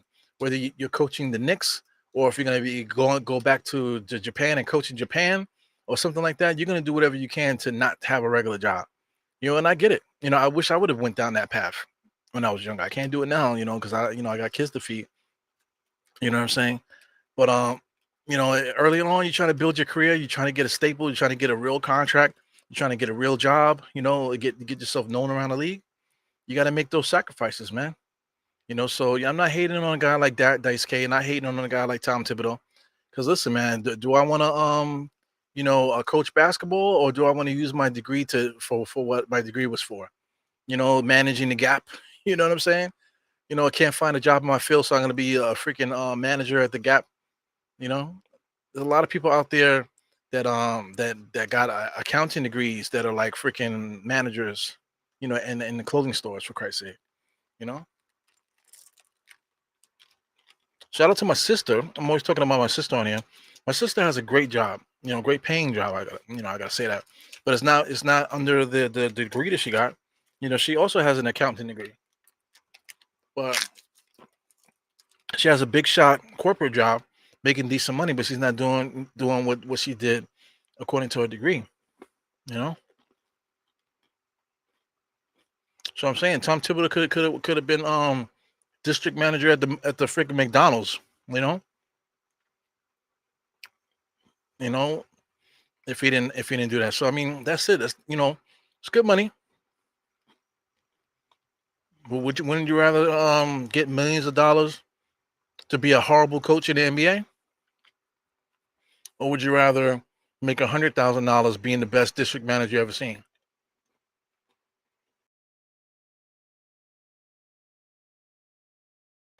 So it's crazy.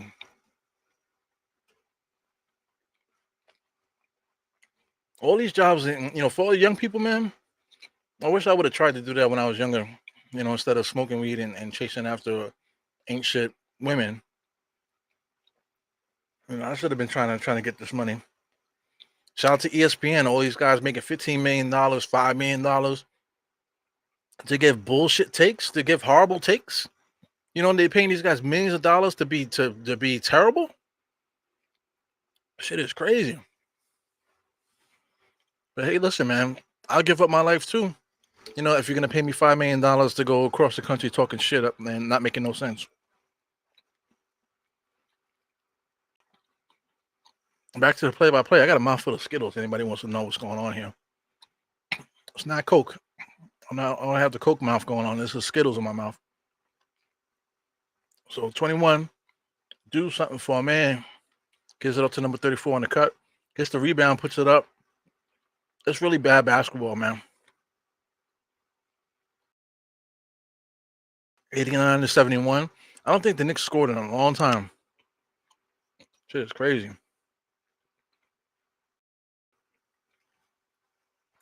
Hey, man, if you could get it, I would get it, You know? If you can get a job with Dolan and convince him to pay you $5 million to like wash the bathroom, then do it.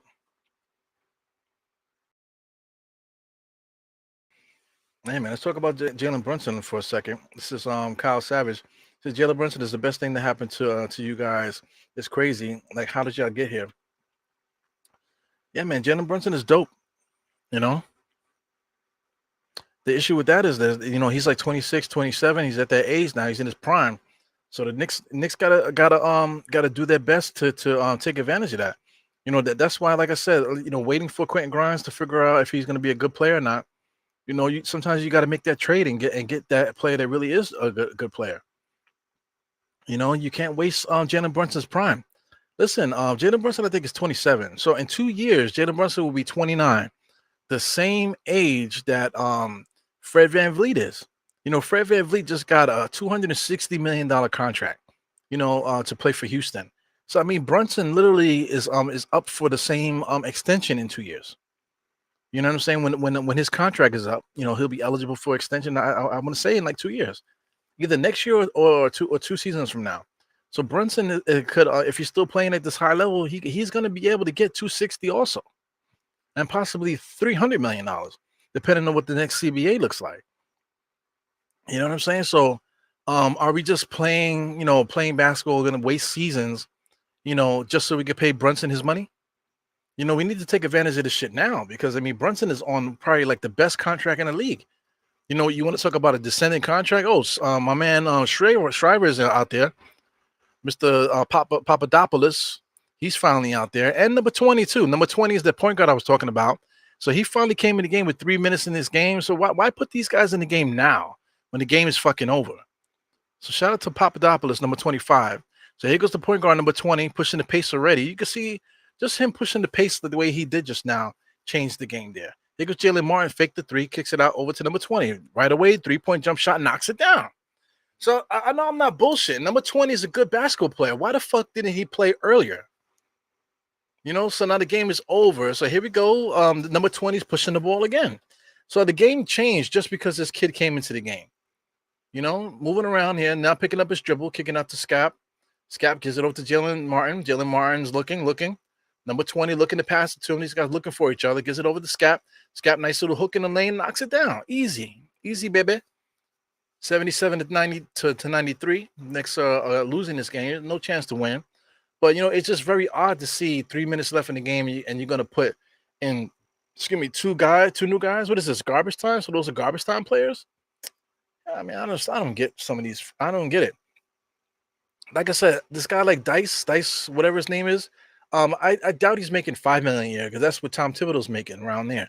So I mean, Dice could very well be making close to $1 million per year just to be a horrible summer league coach. Shit is crazy, man. Shit it's just crazy, man. Like if you're gonna be a horrible summer league coach, I could be a horrible summer league coach. You know what I'm saying? Sheesh. But yeah, man, we definitely got to take advantage of Brunson, man. If we can make a move to get to get our team better before we have to give these guys the bag because they're gonna deserve the bag. He's gonna get the bag, like Bo Ishmael was saying here. He's going to get it. So we got to take advantage right now before we locked into these major contracts. Because Julius, people say Julius got paid too much. Even Julius is on a great contract. Julius is making like 25 million next year. Sheesh. Your leading scorer, all-star, all-NBA is only making 25 mil when you got guys like Zach LaVine that nobody wants making 38.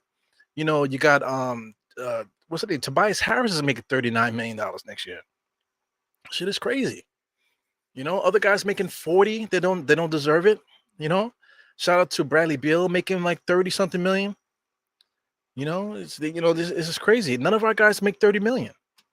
But right now Julius Randle, he deserves a extension. I think Julius Randle's up for an extension either now or next year. I think it might be next season where Julius Randle might be available for an extension.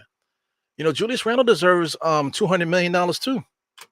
A lot of people don't want to hear that, but there's a lot of bums in the NBA that don't deserve it, and they got it. Julius Randle deserves 200 something million.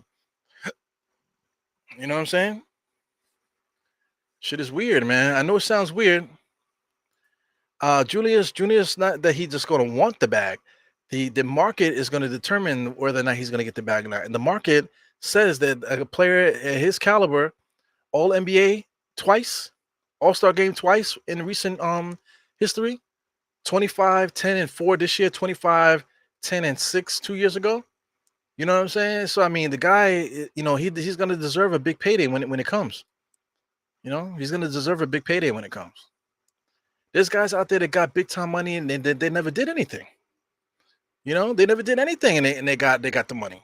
So somebody with the hardware, what do you think? They deserve the money. They could look at somebody that got the money now saying, look, I'm better than this guy. And they are. So they're gonna deserve the money too.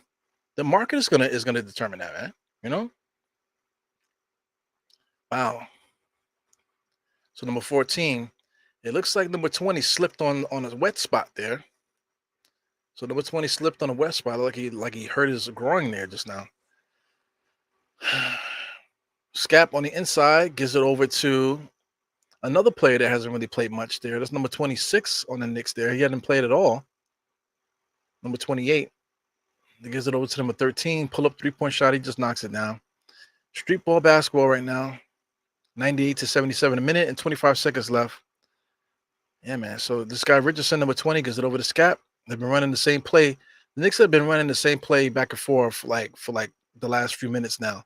Same play where the point guard brings it over on the right, pass it over to the left to the center, which is Scap, and then Scap is giving it out to the point guard. I mean the other shooting guard, which has been Jalen Martin.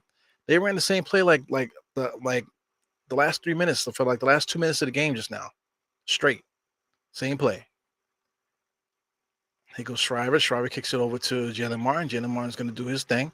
Looking. He shouldn't have stopped his dribble. Gives it back to Scap. Scap gives it back to Jalen Martin. He knocks down the 3. So this group has a little bit of continuity. So Richardson here, playing a little bit of defense. He might have hurt himself there when he slipped. All right, here he goes defending the corner. You got to get out on that 3-point shooter. Jalen Martin's fighting. Richardson is fighting. Number 16 gets the rebound, kicks it back out to another shooter, and they just launch it. Just launch the shot. No good. That's going to be Brooklyn's ball. So Scap just slapped it, trying to play it off like he didn't knock it out. Yeah, man. So it's just wild. It's wild. So I mean, I maintain that. I'm going on everybody's show and say, listen, man, we have to do it now. Waiting for something to happen. In 2 years, we got to pay Brunson. So as soon as we pay Brunson, then we can't do shit. We can't do nothing else. We're probably gonna have to pay Julius. And then we're gonna have to pay before you know it. After that, then we're gonna wait 2 more years for somebody else to develop, and then we gotta pay RJ. And then we gotta pay Q. We gotta pay IQ also. IQ, I think we gotta pay now. IQ is eligible for an extension right now. You know what I'm saying? We didn't give IQ an extension. You know what I'm saying? So I mean, next year IQ is are we gonna pay IQ too? So we're gonna pay all these guys. We're gonna pay guys and still not getting better. Also too, Grimes right now just finished his 2nd year, and next year will be his 3rd year. So we're gonna have to pay him soon too. So when do we get better? Shit is crazy. When did we get better? Number 16, dribbling the clock out. We got 6 seconds left. Five. The game is already finished. I see the final on the screen there. It's been finished for some time. But I'm watching it dribble out for the first time now. So, Shriver got out there, got some cardio. Number 20, Richardson hurt his groin a little bit. You know, Jalen Martin came out there. I mean, this referees are crazy, man, with the point 0.4 seconds on the clock there. The game is not quite done yet, man. Come on, man. It's a summer league, man. So anyway, the game is over in my book here. This guy David Duke got 19. Jay Wilson got 18. Both of those guys are the same player. They were just chucking. Nothing special about what they were doing. They were just basically just running down the Knicks and forcing shots and chucking. Same thing with A. Brooks. He got 21 points, doing the same thing, just driving, putting up shots and chucking. Kate Chandler was able to get some stats: 11, 7, and 5. A lot. He got a steal, got a block. I can't really say that I was impressed by him. You know what I'm saying? But I mean, these guys did get the numbers. Just playing that rundown style of basketball, not anything that you could say was good as far as professionally, or we need to pick up these guys, that type of thing, or the Nets are in good hands with these players. That's not the case. A guy like Charlie Brown for the Knicks, he scored 16 points, and then Dice K just forgot about him. 26 minutes tonight. Like I said, 16, 6 rebounds. He basically was just doing the best that he could to get the points on the board. Very frustrating. 4 for 9 from the field, 1 for 4 for 3, 7 free throws. Very frustrating game, but he still was able to get 16 on the board. Isaiah Roby's out there getting his cardio, trying not to get hurt. 12 points, 6 rebounds, 2 assists, 5 for 9 from the field. Foster still trying to figure it out, man. The guy got 7 points, 5 rebounds. I feel like that dude is out there getting cardio too, man. He also was 3 for 7 from the field, 5 for 14 for Jalen Martin. This kid, Jalen Martin, he's trying out there too. It's a very frustrating game out there. He does have 6 assists, man. So shout out to Trevor Keels that has 0 assists. Trevor Keels couldn't even get the ball across halftime, guys. You know what I'm saying? So that's a pretty big problem. They had to keep giving the ball to Jalen Martin so they can get the ball across the timeline. So then in turn that he was end up getting those plays to get the assists and stuff. You know what I'm saying? So I mean, Trevor Keels, he did have 8 points, but those 8 points weren't points where he was doing nothing, where you're like, oh, he's good. You know what I'm saying? Just the same type of points that the guys in Brooklyn were doing. Just let me just get the shot up kind of thing. So anyway, Jalen Martin was able to get 15. So Jalen Martin, I could see him having a breakout game soon. The first game was a very frustrating game. He got most of his points from the free throw line. This game was a little bit better. He's able to get more involved in the offense, actually create, like I said, with the 6 assists. But going forward, like the next game, once he gets the flow of how the summer league goes, I think he might be able to take advantage a little bit and get some good scoring games there. Right now on the schedule, the Knicks only have 2 more games left. So the next game I think is on the 12th, is what I saw, right? Let me see. The next game I believe is on the 12th. I don't know. I don't have it up here, but let me look for it. So the next game is on the 12th. And then we play one more game after that. So let's see it up here. My phone's about to die.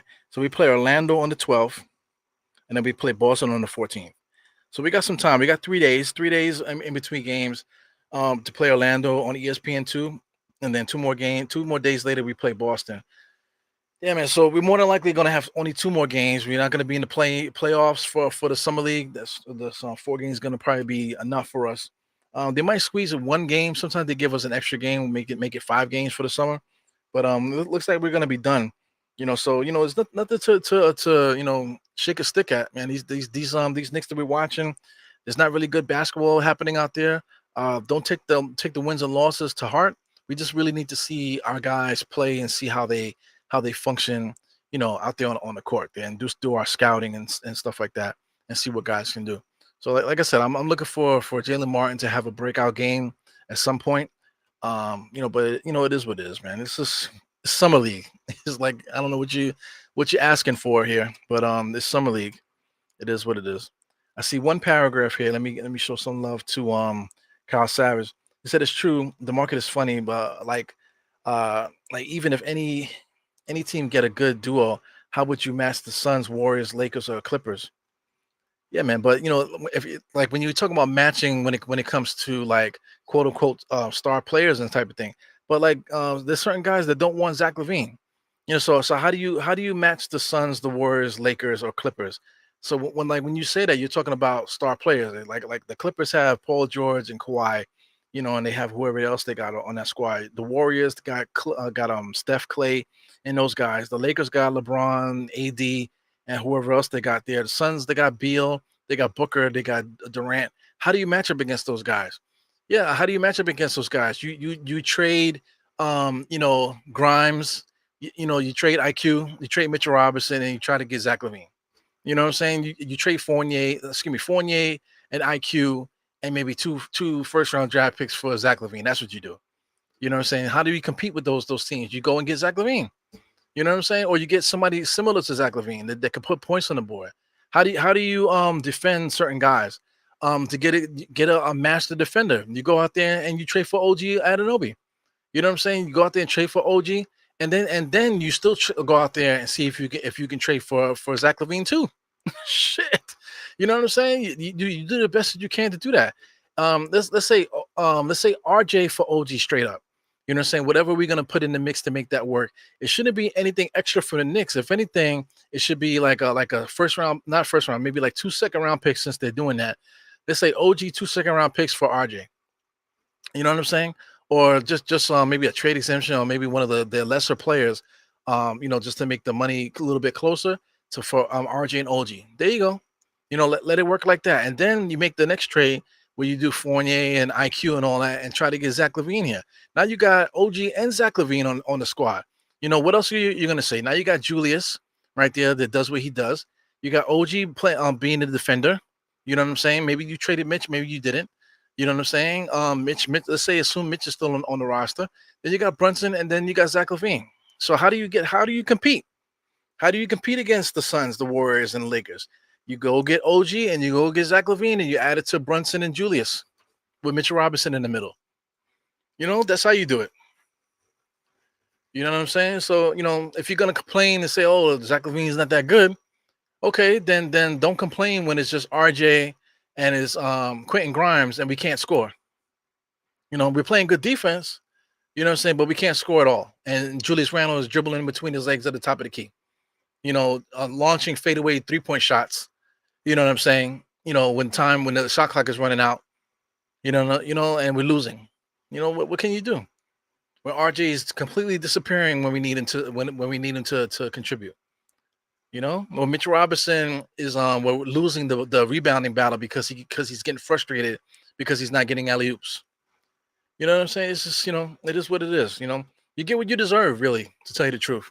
Like if you're afraid to make these moves to upgrade the offensive talent on the squad, you know what I'm saying? Then you get what you deserve. You get what you deserve. So anyway, it's your boy Eru. Shout out to everybody that just popped in. Shout out to For Our Love here. I haven't seen you guys in a minute. So I since I'm home, man, I got this broken hand. I got to do a tour, man. So I'm gonna see if I can pop in and get into some of you guys' panels, man. For the love of the game. Shout out to you guys. You guys definitely get it in on the panels. So I got to come in there and be a bug on the wall and get into some conversations with you guys, and just all the other channels around the league, around the YouTube that I mess with. I got to get out there and do some mixing and mingling, man. So anyway, I'll see you guys next time, man. The next game, like I said, is on the 12th, and then the game after that is on the 14th. Like I said, these games are not that good, but it is what it is, man. So I'll see you guys next time. Tomorrow, shout out to tomorrow. Tomorrow's Monday, so I'm looking to see if I could do a pod in the middle of the day, giving you some flame, about OB Toppin. I got to get it off my chest before the end of the summer, man. So anyway, look out for me tomorrow around noonish or so, maybe 3. Between noon, maybe noon, 1, 2, 3, something like that. Sometime in the middle of the day, look out for OB podcast, man. So I'll see you guys tomorrow. Please enjoy the rest of your day. And bye. Enjoy the outro.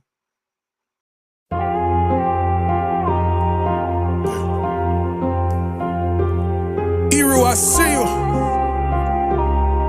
Die hard. Trav. We gonna do this one the right way.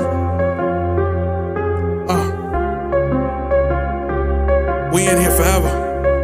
Yeah, die hard, homie, die hard. You can check the swag, he the realest by far. Swimming in that blue and orange, he the lifeguard. Yeah, he been through pain, at least he got some nice scars. He can smell a trophy, yeah, you need it back to back. Represent himself, his own name is on his back. 10 toes down, try to stop him, he come back. Bandwagon hoppers, he will knock you off your tracks.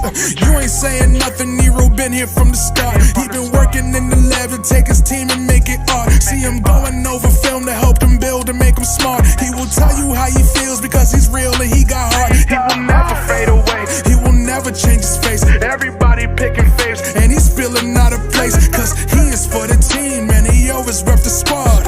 Like that Christmas movie, he gon' always die. City on my back. They ask me what's my name and it's on my back. I'm just speaking facts. We got big dreams, we ain't looking back. We be really die hard, yeah, that's a fact. We be really die hard, ain't no going back. Make the whole crowd rise like a thermostat. Fourth quarter, I'm the killer, that's gon'